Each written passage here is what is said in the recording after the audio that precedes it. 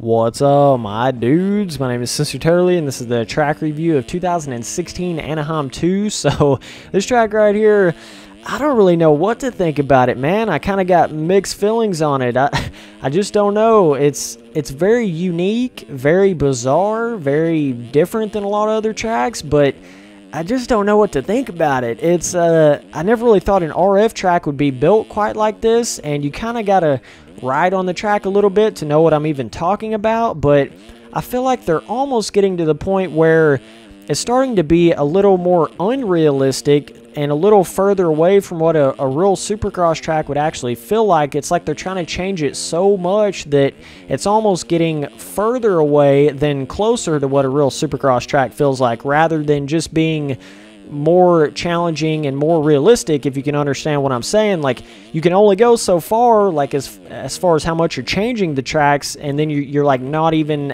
on how an actual Supercross track feels. So they got to be really careful there, because you can only change it so much, if you know what I mean. So, but I feel like I don't know what it is, if it's the way the jumps feel. I kind of feel like, I mean, even round 1 and round 2 of the 2016 Supercross RF races, I feel like those tracks were pretty good, pretty solid, but this one, I just don't know. And you'll kind of notice that, like, on the first couple laps you ride on it, I could be totally different than everybody else out there, but for me, I wasn't really feeling it, man. I don't know. And then obviously after you ride a couple laps on it, you feel a lot better on it, but to me, it's kind of like a lot of these rhythm section jumps, they're a lot like shorter as far as the actual height of the rhythm section jumps than what real rhythm section jumps would be like. The distances still seem fine, but when you compare the height of the finish line jump and the main triples to the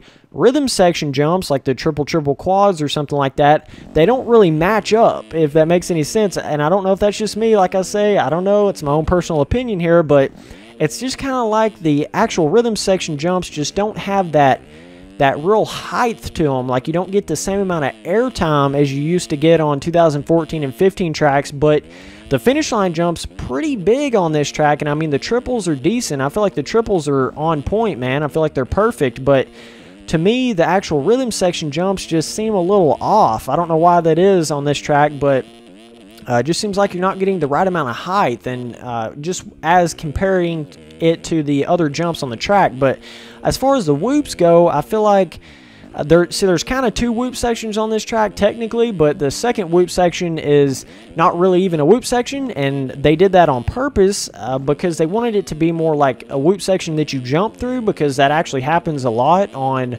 real life Supercross tracks, where the whoop sections actually turn out to where it's faster to actually jump through the whoops than it is to skim over the top of them. And that's a really cool thing that they did, because I've never seen that on an RF track before, where it was actually better to kind of jump through the whoops than it was to skim them. So they kind of did that on purpose, where they built that first whoop more like the rest of the whoops. Instead of making the first whoop shorter to where you like got on top of them and started skimming them, they built it more to where you just kind of jump through them. So that was a really cool thing. But as far as the first whoop section on this track, I don't know what to think about it, man. It's like they're challenging and they're fun, don't get me wrong, but the way that they're built, it's just like they're not rounded enough, and they're really close together. I don't know if that's just me thinking that or what, but to me, that first whoop section there, it's just, I don't know, man. It just, when you compare it to the 2014 and 15 kind of whoops, and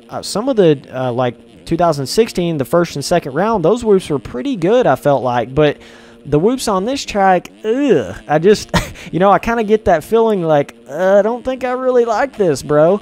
You know, I don't know what it is about them. Like I'm saying, they're fun and challenging and tricky and all that good stuff, but I mean, just the looks of them, they look super small, and when you actually ride on them, they just feel way too close together and not rounded enough to me. But that's just me, man. So like I said, just take everything I say with a grain of salt, because that's just one man's opinion. So, but I mean, I'm just kind of basing all this on how the 2014 and 15 tracks felt, also with how the beginning rounds of the 2016 tracks felt. Just kind of comparing it to all that, and to me, this is a very bizarre one, man. Very different than a lot of other ones out there, and I mean, I love change, don't get me wrong, and I love a challenge. That's like that's the whole reason I play this game, is because it's challenging, or I would just go keep playing, you know, Reflex or something. But you can definitely do too much when it comes to change. That's what I'm trying to say here. Like, when it comes to a Supercross track, you can only have so many variations to it until you get to the point where it doesn't even feel like a realistic Supercross track anymore. You know what I'm saying? So